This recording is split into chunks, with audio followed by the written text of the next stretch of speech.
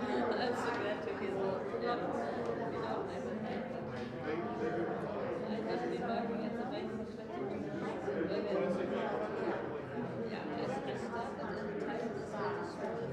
When I started there, but had nothing to do with my colleagues. And I went from bank to bank to bank.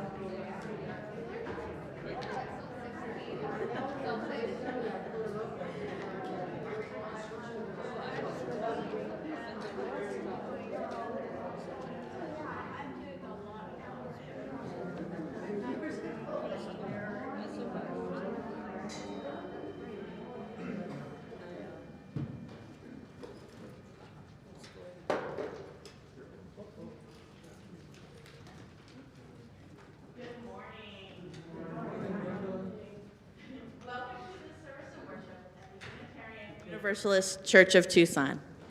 My name is Brenda Lunt, and I am your worship associate this morning. We're excited to welcome Reverend Seth Wispelway as our visiting minister this morning. He comes to us from the Borderlands UU Church in Amato. He's here as part of our regular pulpit exchange among the members of the UU churches in Southern Arizona, affectionately known as the Baja Four. Our community is as varied as the blooms of the Sonoran Desert. Whoever you are, whoever you have been, and whoever you are becoming, I invite you to bring your whole self here. Now, we are a covenantal community, which means we make promises about how we are with one another. In these times of pandemic, wearing masks, practicing social distancing, and getting vaccinated are all part of our covenant to one another. If you are attending worship in person with us today, our hope is that you are vaccinated or you have a medical exemption from your doctor. If you are unwilling to be vaccinated against COVID-19, you are welcome to join our worship services, but we ask that you join virtually in the future. I know there were some questions about masks this morning because of our town hall meeting a few weeks ago, and I have been informed that our board is making a final decision of that because it's a board policy. The board will make a decision at their regular meeting on Thursday.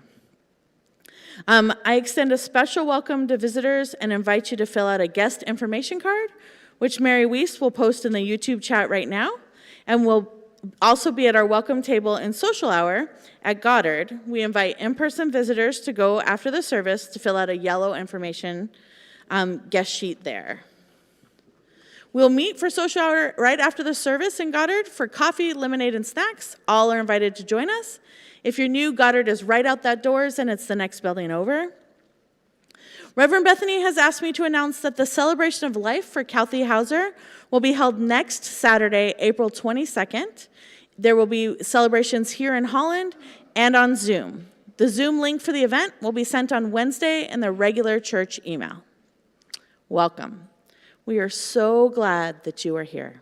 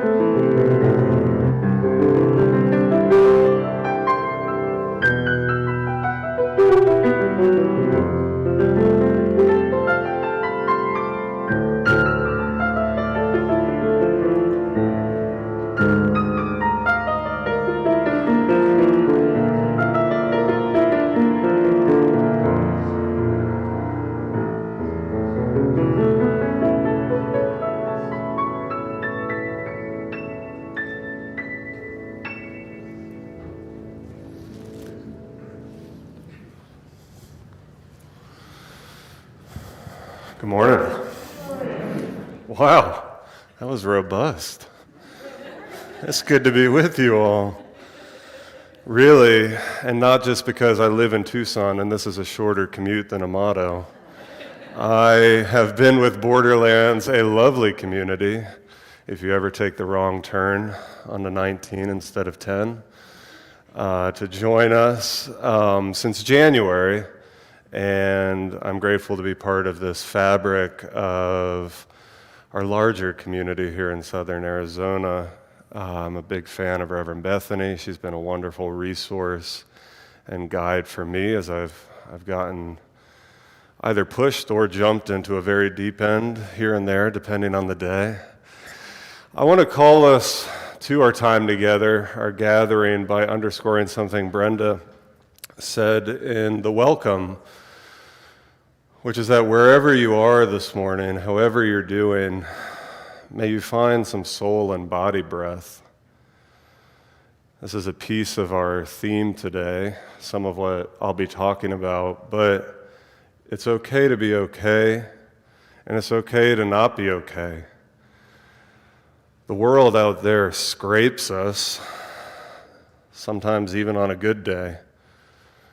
And the world out there, our country, policy, procedure, individual, systemic actions can hurt because so much is governed by exclusion and oppression of many for usually the profit of a few based on skin color, gender, orientation, wealth.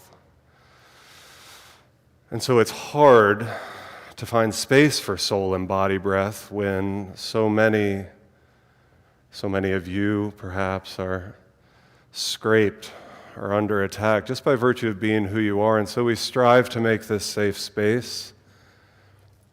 We gather in a spirit that says, you are one who belongs, because everyone is hungry for belonging. Whether LGBTQIA, all abilities, black, brown, white, or a bit of each, man, woman, or a bit of both, older, younger, or a bit of both, welcome this morning. This is a place for nourishment in body and soul, a place to be fed. We're going to talk about the ways that kind of thing can be nourished when oftentimes, churches, we don't get it right because it's hard. But that's my intention to share with you all today. It's my understanding as we gather and meet that y'all get to spiritually or bodily high five, fist bump each other. And so I want to invite us to say hello to each other in that way right now with that guiding question, which is, tell your neighbor, briefly, what gives you soul and body breath? It's become clear as the service goes on that it's gardening for me. Most every Sunday, most days, I'm thinking about what yard and garden project I can be doing later that day when I'm up here.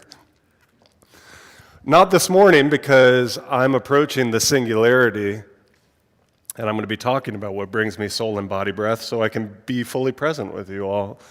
So what is that thing for you?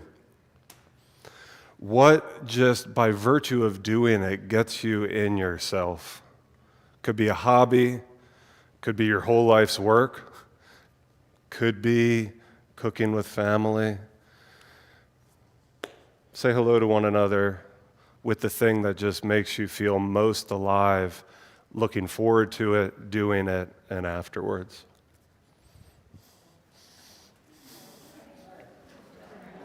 Right, I'm going to switch seats with you. That is exactly right. You're going to switch with me?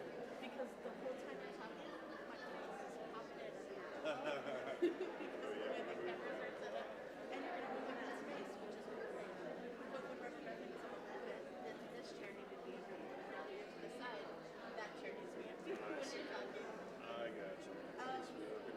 Oh, no worries. I should have thought about it in advance. I was like, the switch chair sometimes. Why was that? And then I got to the side of the camera and I was like, oh, that's okay. So cute.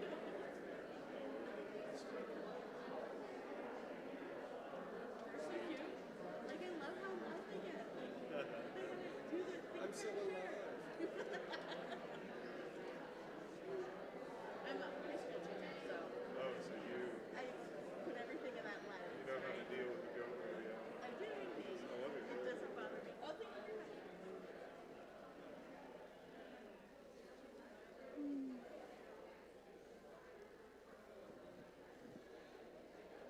All right. Finish your sentence. Let's come back together as a group. Good morning.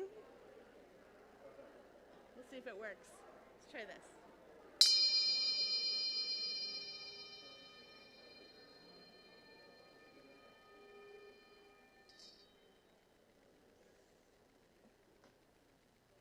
Good morning and welcome back. I love listening to your conversations. They're so vibrant. I love the connections we make in this community. This morning, the reading for chalice lighting comes from a piece called What Gives Us Life, and it's by Vanessa Rush Southern and Allison Jacks. It goes, life is complicated and uncertain, and gorgeous. Okay, this piece is too long to read in unison. That's why there weren't slides for it. So please be patient. Read silently. I love you all, but no. I didn't realize y'all read the chalice lighting together when I picked it. Life is complicated and uncertain and gorgeous with some things we can count on. It has seasons of struggle and seasons of delight, and sometimes the two blow in and bloom simultaneously. Like now, maybe always. And we are here together, all of us from different corners of the world and different families here. Breathing together, questing together, holding each other through it all, laughing and singing in the face of it. If there is a journey to liberation, if there is a way to live resurrection, I think it is like this. May what holds us in bondage or death or loss or hurt or sadness or literal heartbreaking limits be released. And what gives us life, hope, joy, rebirth, feel invited to claim us, and may we claim it. Sinking our roots down into what grounds us, reaching toward the sun, flowering into this season, all of whose traditions witness to life more abundant claiming us, after a season of loss and winter struggles of heart and mind and spirit. May we open our hearts to the abundance of creation that surrounds and sustains us.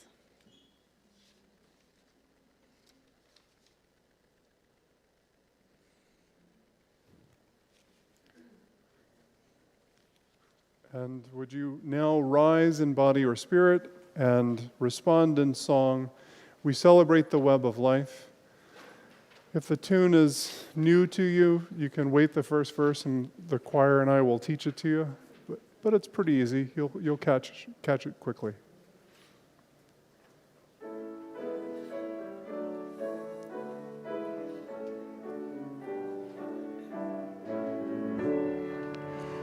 We celebrate the web of life, its magnitude we sing. For we can see diversity in every living thing.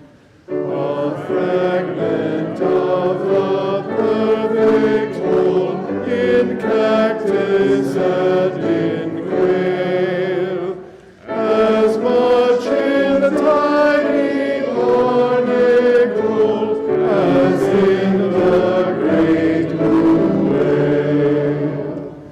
Of ancient dreams we are a sum, our bones linked stone to start, and by the future worlds to come, with worlds that were and are.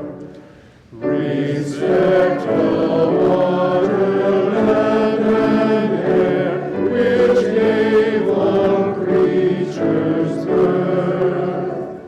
Protect the lives of all that share the glory of the earth. Thank you. Please be seated.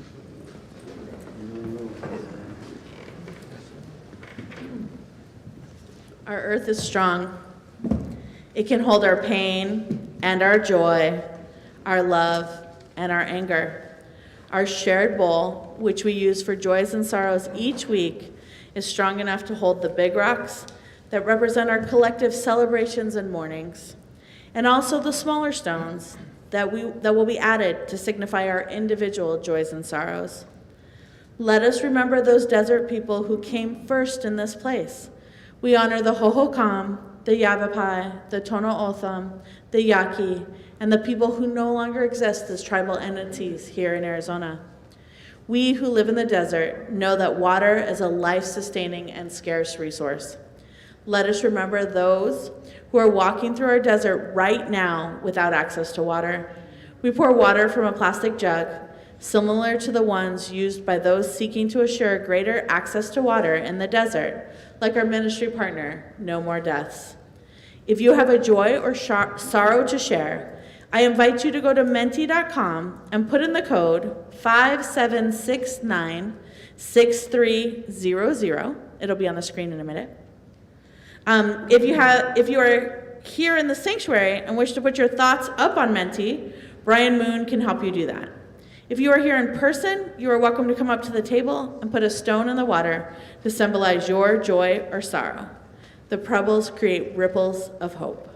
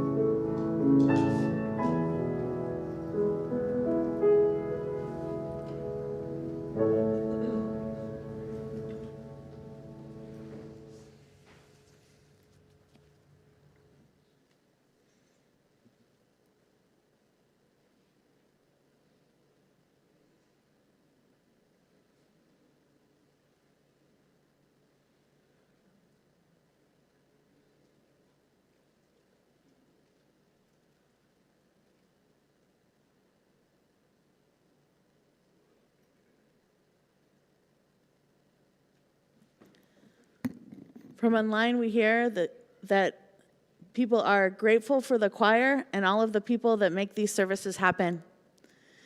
And we hear joy for all the beauty and peace in my own life, deep sorrow for the lives missing joy. Let's take a moment of silence to remember all those joys and sorrows that remain unspoken at this time.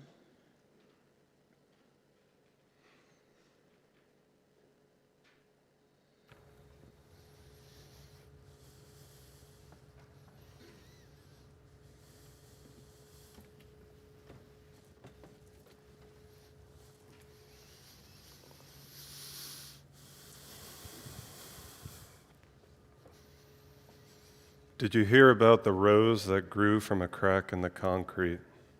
Proving nature's law is wrong, it learned to walk without having feet. Funny it seems, but by keeping its dreams, it learned to breathe fresh air. Long live the rose that grew from concrete when no one else ever cared.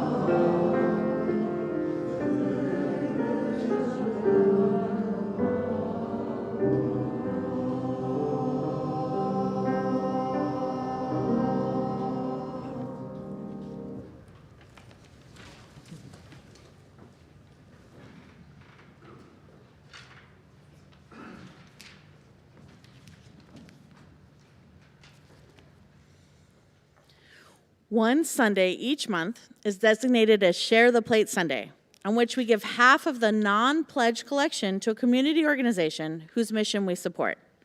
Generosity is a spiritual practice, and Share the Plate is an expression of our mission. I'm going to say this wrong.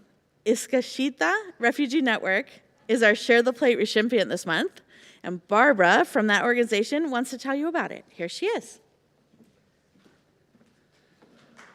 Good morning. I try always to bring a prompt to my, oh, thank you. Thank you. Brenda told me I had 60 seconds, which kind of shocked me, and I didn't know that she wasn't the pastor, and so I said, well, what pastor can just get their message across in less than 60 seconds? So I brought my notes to the podium to make sure that I'm on spot with the timing. And I was told Reverend Bethany to give you 3 minutes, so please. But my heart stopped when she said 1 minute.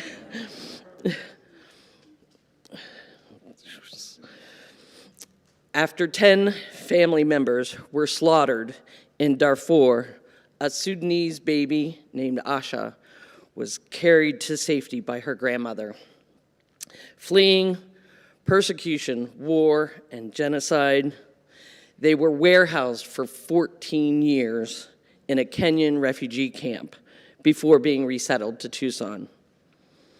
Even after a year of high school, Asha was still disconnected from the community and struggled to adapt to American life. Ishkashita means working cooperatively together in Somali. We are the Ishkashita Refugee Network, where community integration is at our core.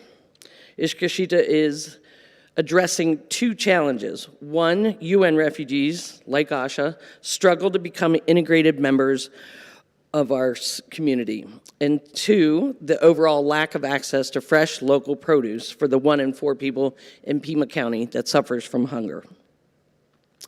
Since 2003, refugees and volunteers have worked together to harvest over 1 million pounds of produce from backyards, farms, and orchards, which is then donated to food banks, schools, soup kitchens, shelters, and hundreds of refugee families that live in Tucson. By marrying these 2 challenges, we are able to break down the social isolation many refugees and many immigrants face, increase self-sufficiency and food security, and reduce our community's backyard wasted food. Asha's isolation ended when she joined Ishkashita, working alongside caring volunteers to rebuild her self-esteem. She has led her remaining family on the road to recovery through our programs, where families practice English, develop job skills, learn to navigate the complex systems in America.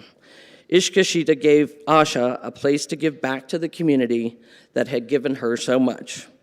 Working cooperatively together is the very meaning of Ishkashita, and together, with all of you and your great support, we'll continue to change lives in Tucson for refugees and asylum seekers. Thank you.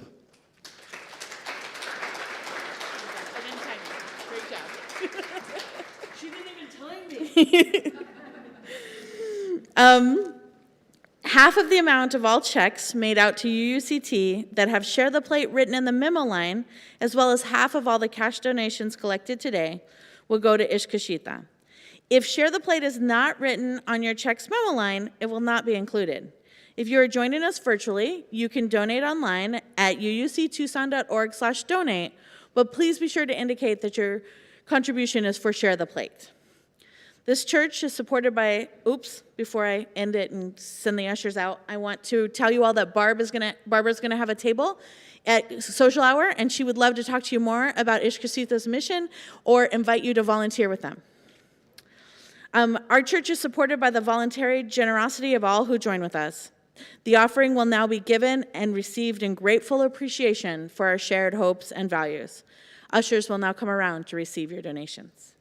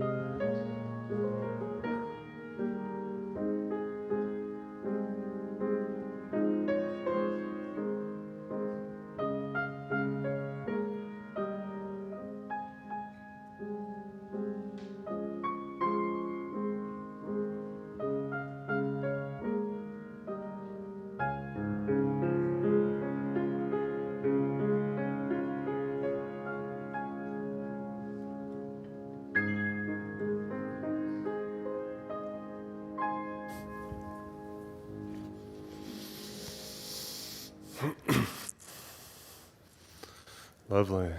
And thank you for all y'all do. I was an English major. All y'all is the plural of y'all. You should know. Grew up in Virginia, so you can take that one to the bank. I'm interested. That's a freebie. In how words, I love wordplay. I love getting to do this with a worship associate who's a high school teacher. I hear the best about all the worship associates. Always love when folks remember to play with the words.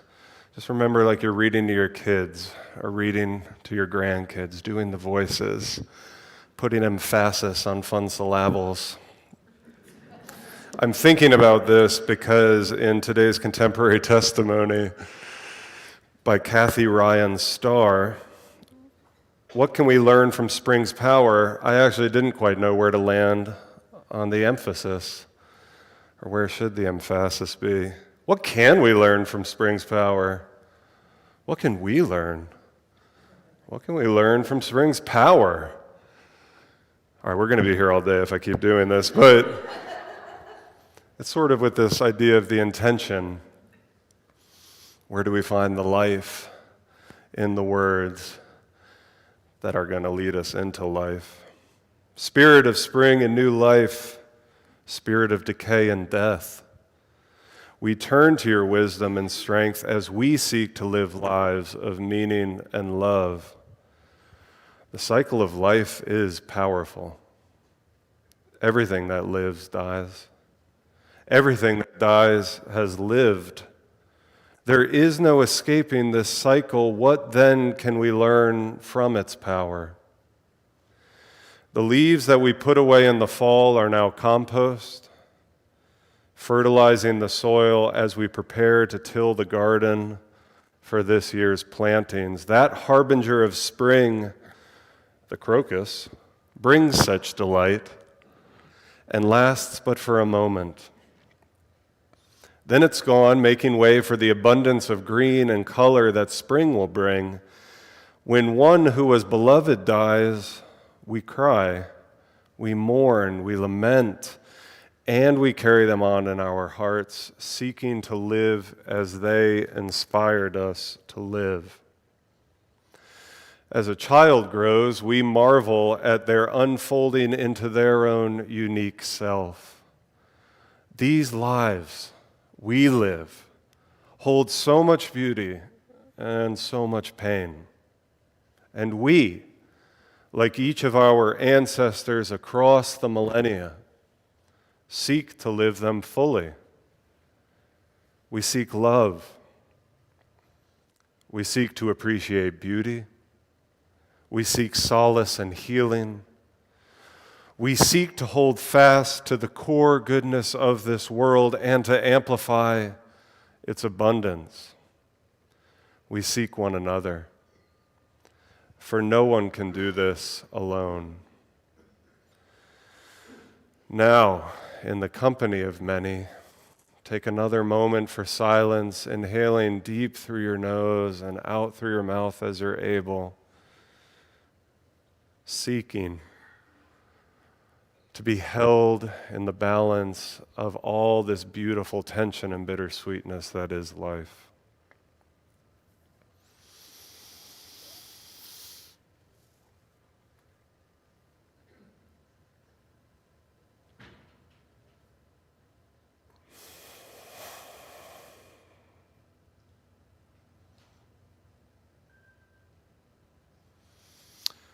So, I mentioned early on that one of my great passions I've discovered, a thing that sustains me, that draws me, that I'd rather be doing at almost any other time, is gardening.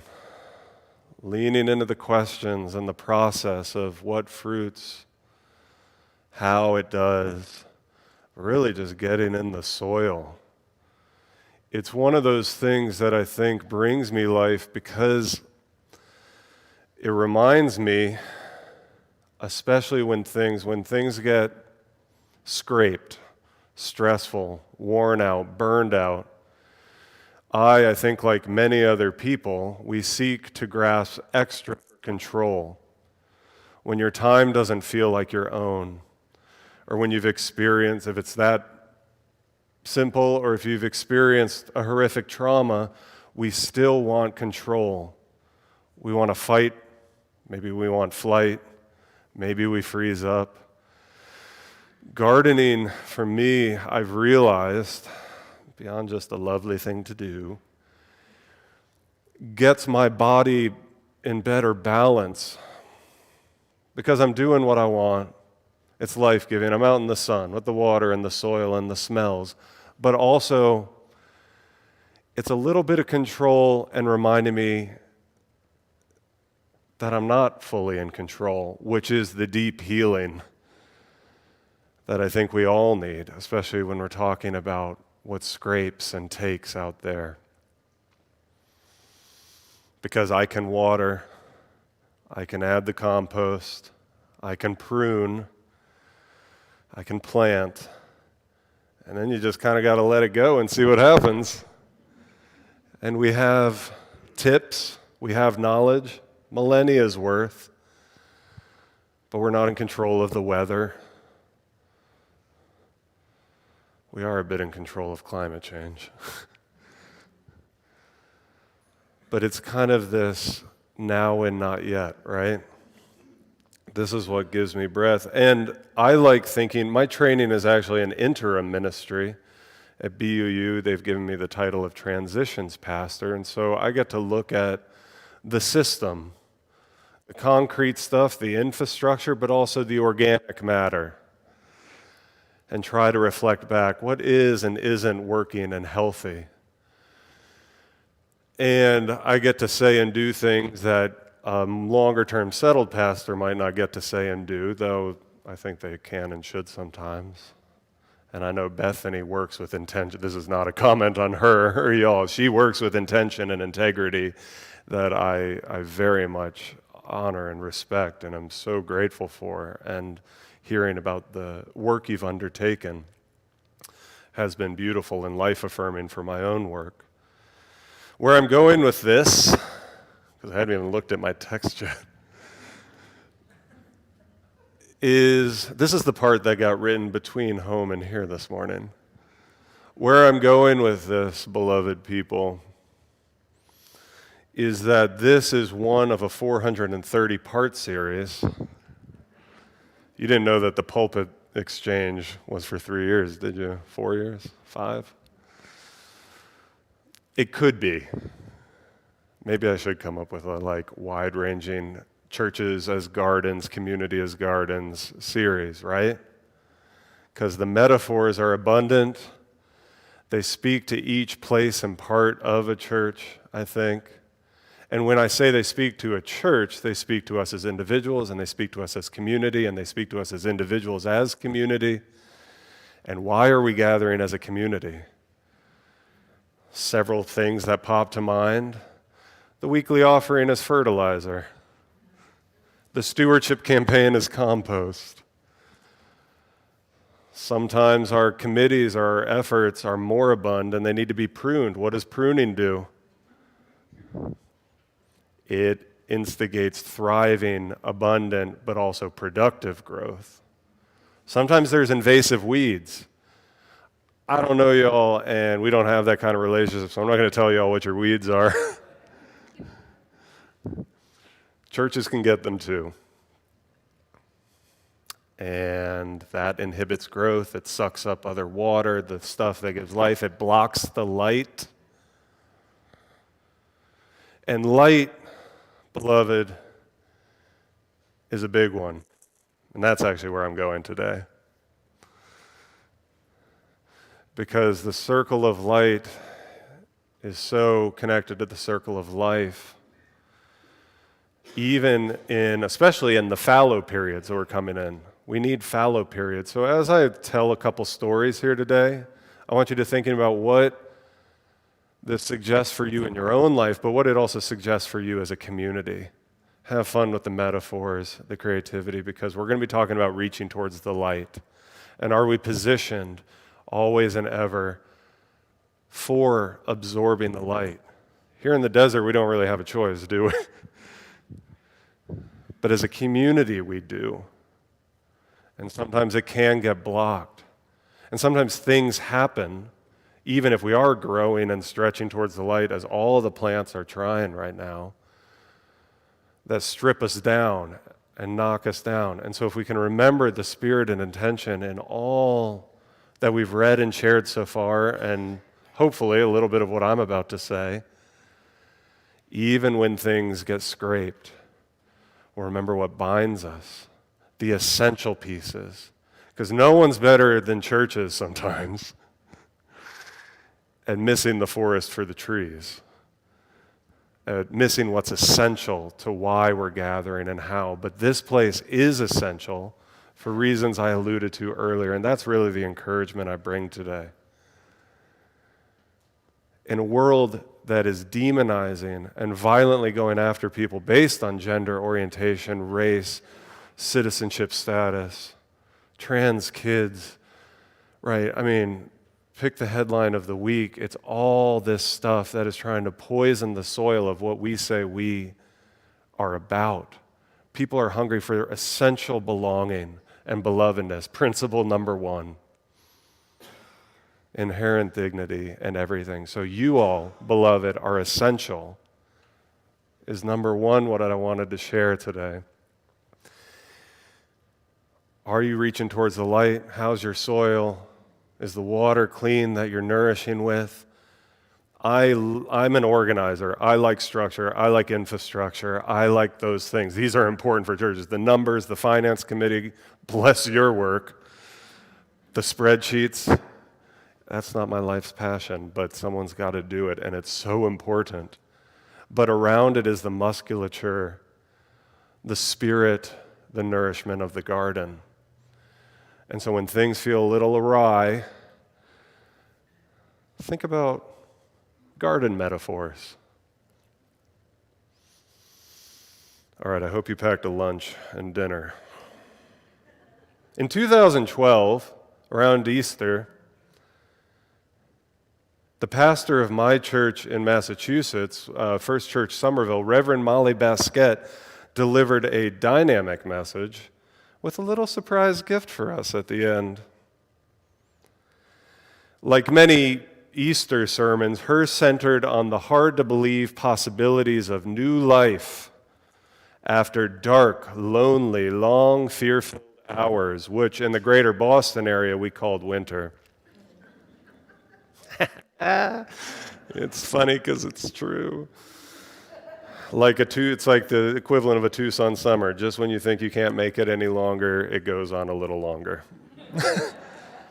Reverend Molly spoke of seeds and growth possibilities that belong to us all as we mark the seeming contradictions, beauties, and sometimes bittersweet gifts in the circle of life. And that gift, to drive her point home, was a single sunflower seed to each of us there, each individually attached and hidden under our pews. She encouraged us to reach under the old wooden seats, find the seed, and take it home as a reminder that even a hint of hope in a new life, a seed, can grow into a bright, ginormous flower that benefits and brings life to many. And should we want, we could plant it and see what happens. One seed. I planted mine in a small pot in the kitchen window. It didn't get much sun. Remember, this is April in New England, and small apartments with minimal square footage. So while it sprouted, it didn't take long to look rather pathetic and droopy. Luckily, I was also starting to find a new outlet in gardening. My apartment building had an abandoned, overgrown lot behind it, covered in thorns, invasive weeds, and trees. Underneath the overgrowth were trash and discarded items aplenty, including a big pile of old floorboards under a rotting tarp. Now, personally, the end of 2011 and 2012 so far to that point had been a really hard time on several levels for my family. My gardening outlet, newfound at the time, was less a plan than it was a need to get out and expend some angst and energy, and a wonderful way to include my then 2-year-old in the adventure. As we moved rocks, cleared the earth, and found the floorboards, a dream started to take shape.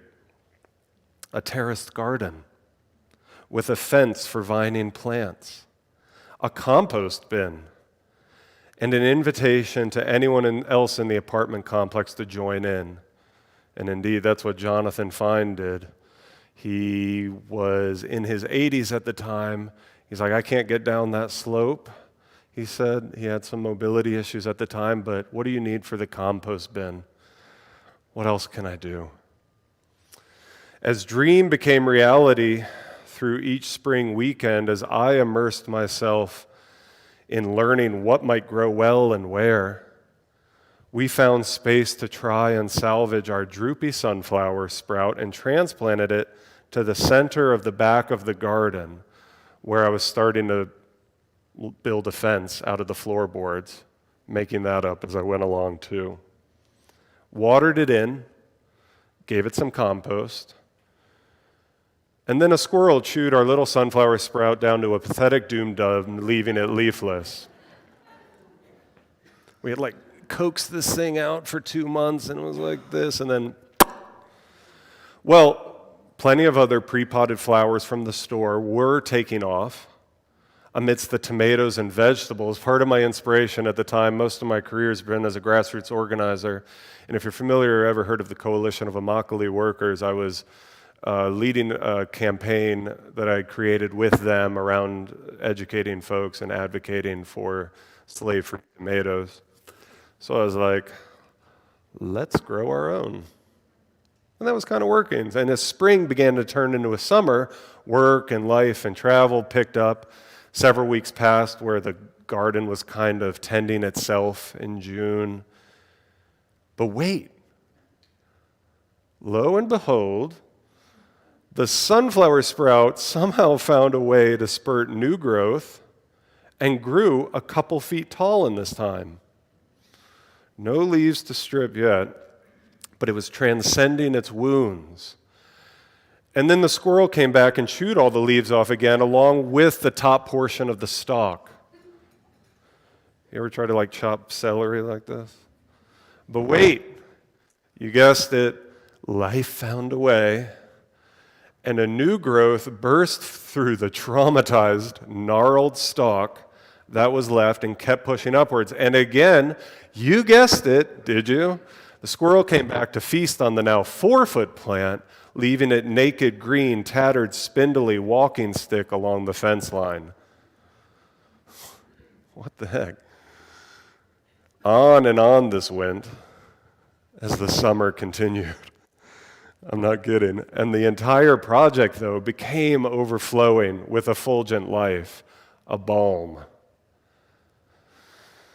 blessing us all with something to tend and marvel at, to get to know our neighbors. Plenty to eat, lots of tomatoes took, and much to enjoy as life moved on. Good soil, good light. And somehow that sunflower stalk kept growing, finally growing leaves that were out of reach from any creature that might try to climb it. But the top looked suspect. And because of all the squirrely attempts to obliterate it, there were notches in that stalk every few feet. Here's Cambrian explosion, here's the life. Pick your metaphor. As if multiple new sunflowers were growing out of the base of each preceding one. Summer grew late, and it seemed that in spite of this fascinating process of life fighting to overcome deadly opposition, there wouldn't be time for one of the latest new sunflowers on top of the old sunflowers. This is all one plant. that there wouldn't be time for it to bloom over the garden, to do its thing before New England's first chill set in. But believe me, when I tell you that 5 months after that original transplant, and 14 feet later, boom, the biggest bloom opened up, and the stalk was able to hold it. Do you want to see what I'm talking about? All right, well, I brought an audio-visual aid with me today.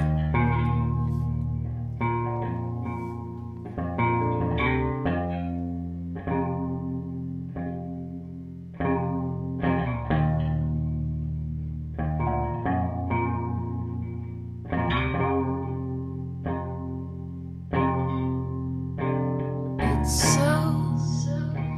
so hard to be gone. Not sure where I belong on the days between my home and your love. And if I were a little stronger, I'd carry joy instead of wonder. Where I'm going and where I've gone, and a memory sustains me while I dream of things too wonderful for me.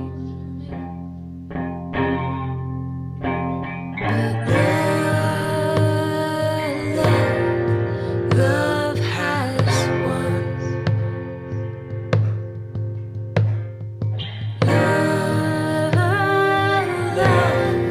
Love has won. I know someone has gone before. I'm following words already carved in the ground.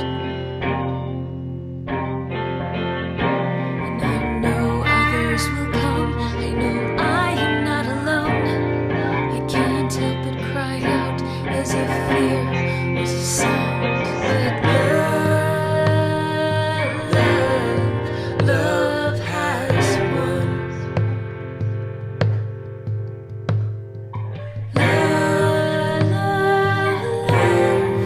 Love has won. I am ransomed from my captor. I can't believe the colors I have seen. I was beaten down, held back, pushed away by what I could not give up. Call it vanity, call it shame, call it jealousy, call it pain. I am free. I am free. I am free.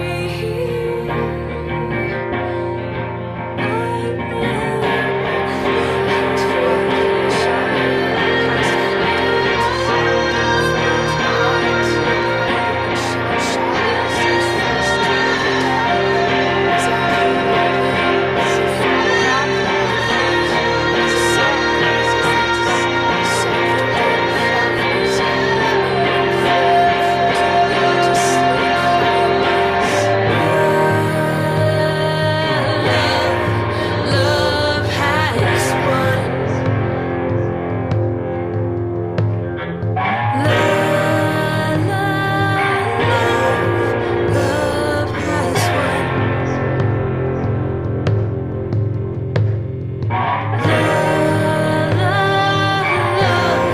Love has won. Love has won. Love has won.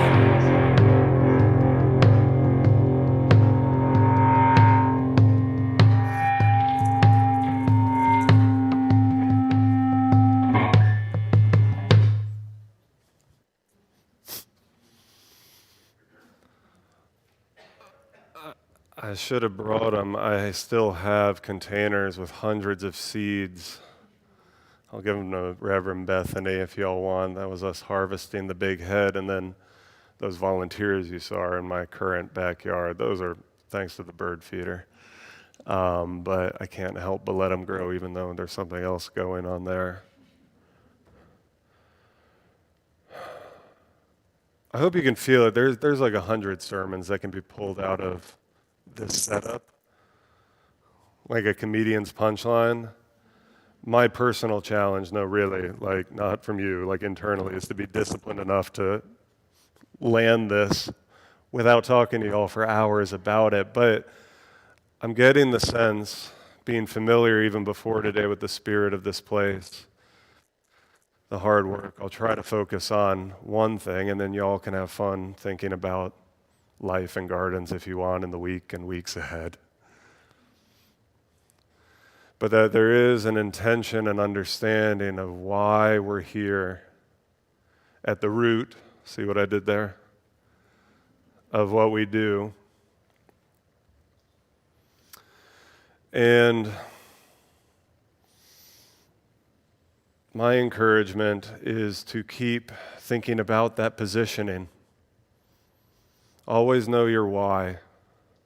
The sunflower knows its why. I'm going to say just a few words about that in a second. How's your soil? Where are you positioned? Is it in an enclosure that is welcoming, but also protective and safe against that which harms? Because, beloved, people are hungry for what we have to offer. As UUCT, as UUs, hungry.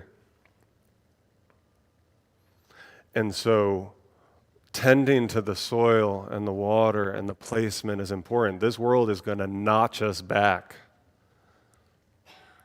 The squirrels are going to come.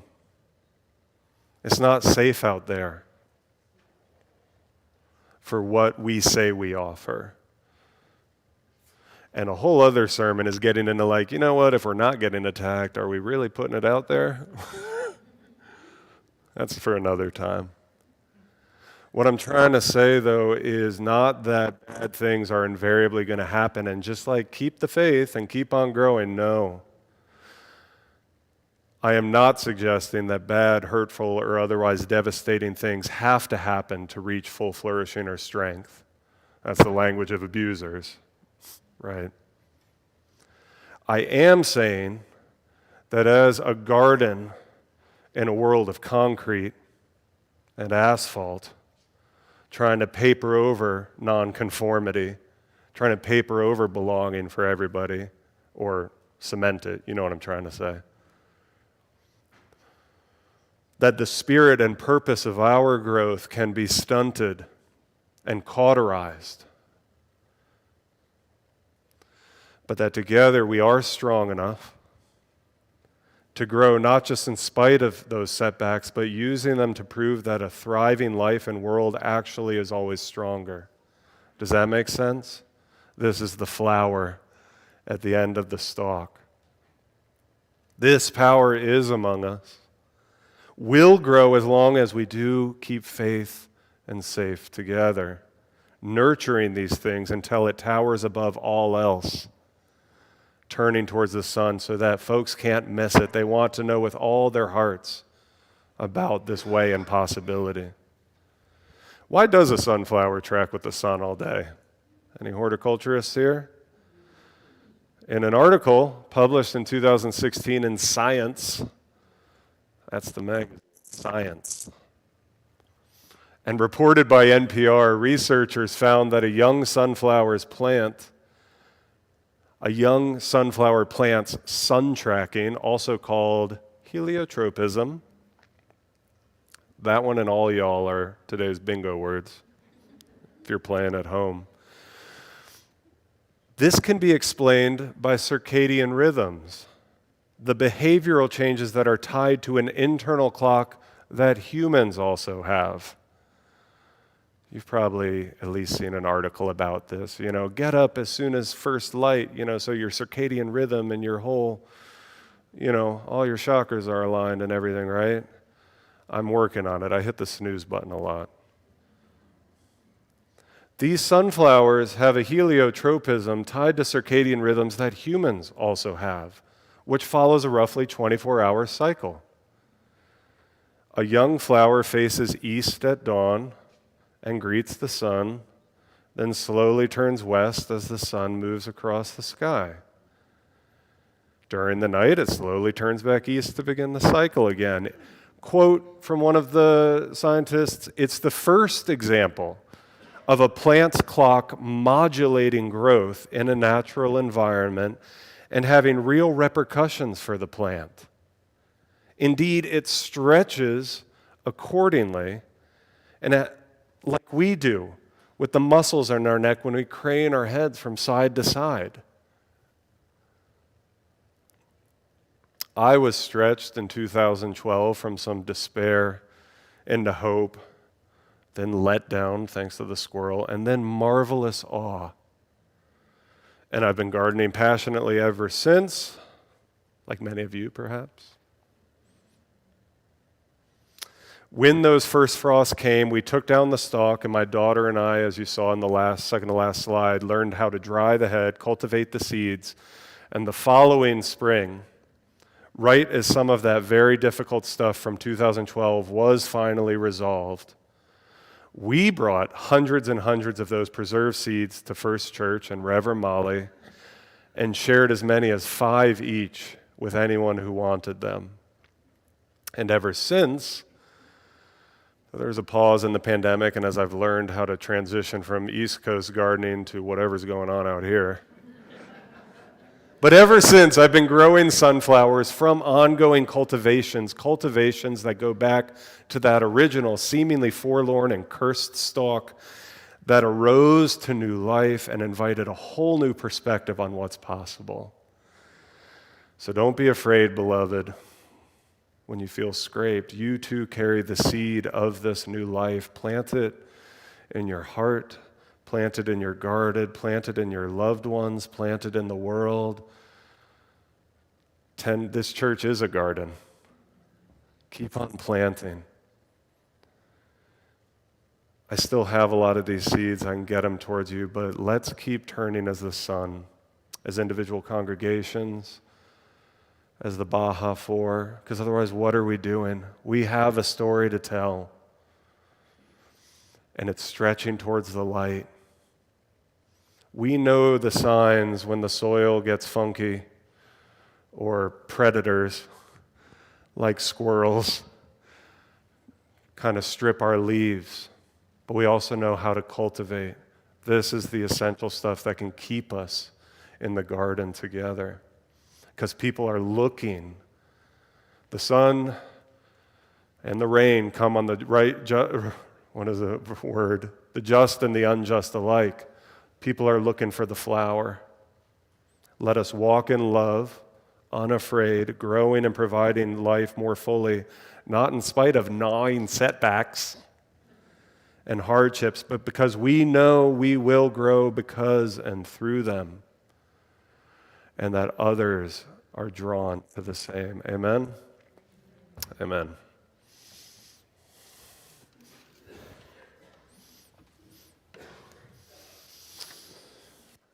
And would you respond in song? De Caloris 305 in the gray hymnal. Words will be projected on the screen. Rise in body or spirit. All the colors. We'll sing the first verse in English and in Spanish, the other two just in English.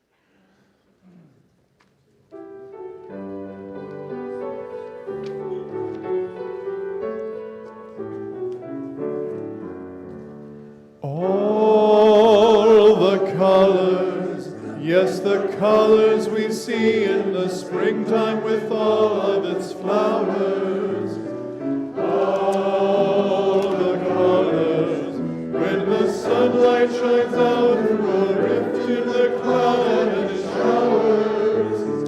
All the colors, as a rainbow appears when a storm cloud is touched by the sun. All the colors abound for the whole world around and for everyone under the sun.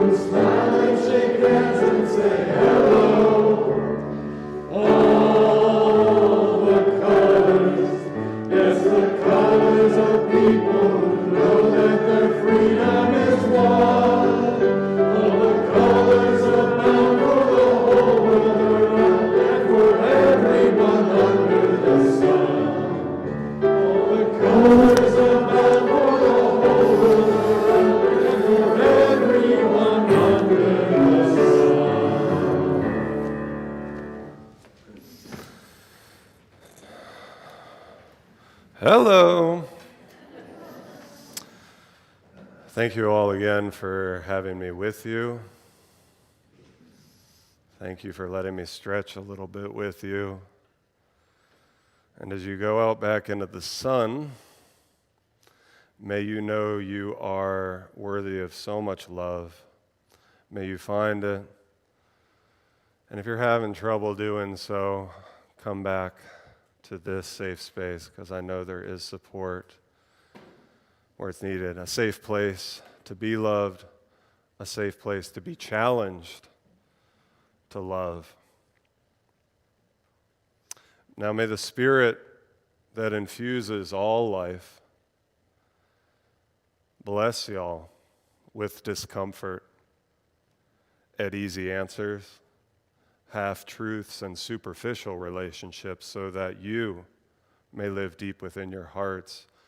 May the Spirit that infuses all life bless you with anger at injustice, oppression, and exploitation of people, so that you may work for justice, freedom, and peace. Beloved, may the Spirit that infuses all life bless you with tears to shed for those suffering from pain, rejection, hunger, white supremacy, misogyny, transphobia, queerphobia, xenophobia,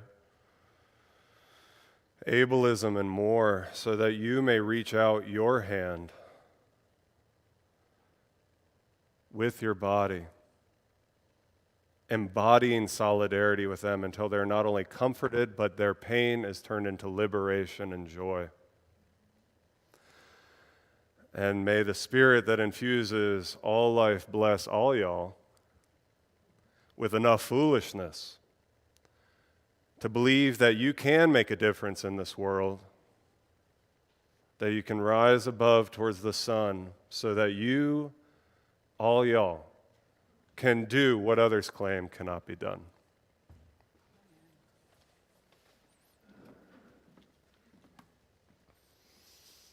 All right, please join me in this reading for Chalice Extinguishing, Like the First Hint of Spring by Jennifer McLaughlin.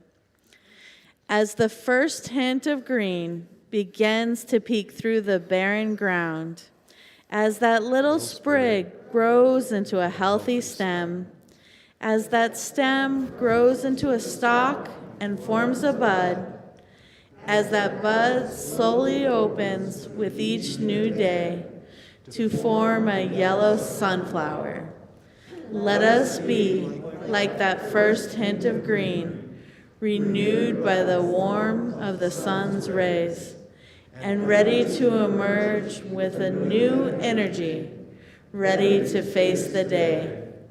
We extinguish this chalice now, but that glimmer of warmth and spirit of spring is now carried in each one here from this space into life.